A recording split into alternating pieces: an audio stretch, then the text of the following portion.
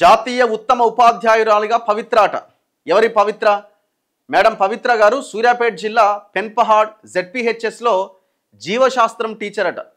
సాంకేతికతను మేళవించి ఆమె బోధిస్తున్నదట. దేశవ్యాప్తంగా 45 మందికి అవార్డులు వస్తే మేడం పవిత్ర గారికి జాతీయ ఉత్తమ ఉపాధ్యాయురాలిగా అవార్డు వచ్చిందట. తెలంగాణ టీచర్కి.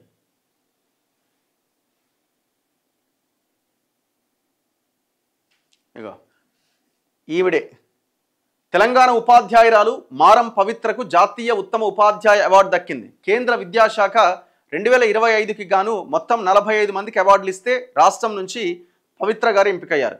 తెలంగాణ నుంచి 6 పేర్లను పాఠశాల విద్యాశాఖ ప్రతిపాదిస్తే మారం పవిత్రను ఉత్తమ ఉపాధ్యాయురాలిగా ఎంపిక చేశారు. సూర్యాపేట జిల్లా పెన్పహాడ్ ఉన్నత పాఠశాలలో ఆమె జీవశాస్త్రం బోధిస్తున్నారు. జీవశాస్త్ర ఉపాధ్యాయురాలిగా పనిచేస్తున్న పవిత్ర బోధనలో తనకంటూ ప్రత్యేక శైలిని అనుసరిస్తున్నారు. కేంద్ర ప్రభుత్వం తీసుకొచ్చిన దీక్షా పోర్టల్లో 99 వీడియో పాఠాలు అప్లోడ్ చేసిరట. సాంకేతికతను ఉపయోగించి పాఠాలు బోధిస్తూ విద్యార్థులకు జీవశాస్త్రం పైన ఆసక్తి పెంచుతున్నారు. డిజిటల్ బోర్డులపైన పాఠాలు ఇతర పాఠశాలలకు స్ఫూర్తిగా నిలుస్తున్నాయి. ఆటలతో నేర్చుకోవడం కోసం 40 కార్డ్బోర్డ్ గేమ్స్ను సొంతంగా ఆమె రూపొందించారట. తక్కువ ఖర్చుతో బోధనోపకరణాలను తయారు చేసి విద్యార్థులకు బోధిస్తున్నారు. పవిత్ర ఆధ్వర్యంలో అనేక మంది విద్యార్థులు జిల్లా, రాష్ట్ర, జాతీయ స్థాయి సైన్స్ ఫెయిర్ పోటీల్లో పాల్గొని బహుమతులు సాధించారు. పవిత్ర రూపొందించిన పరిశోధనా పత్రం బ్రిటిష్ కౌన్సిల్ సంచికలో ప్రచురితమైందట.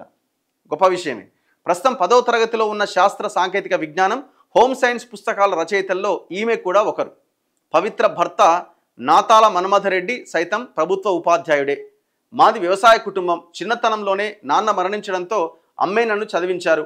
డిగ్రీ సెకండ్ ఇయర్లో పెండ్లయింది. నా భర్త ప్రోత్సాహంతో డిఎస్సిలో ఎంపికయ్యా. తనకు జాతీయ ఉత్తమ ఉపాధ్యాయురాలి అవార్డు దక్కడం పైన సంతోషం వ్యక్తం చేశారు.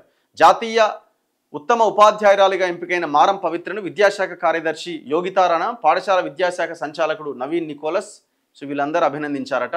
ఈ అవార్డులను ఉపాధ్యాయుల దినోత్సవం సందర్భంగా వచ్చే నెల 5వ తేదీన ఢిల్లీలో రాష్ట్రపతి చేతుల మీదుగా ప్రదానం చేస్తారట. సెప్టెంబర్ 5 సర్వేపల్లి రాధాకృష్ణ జయంతి రోజున.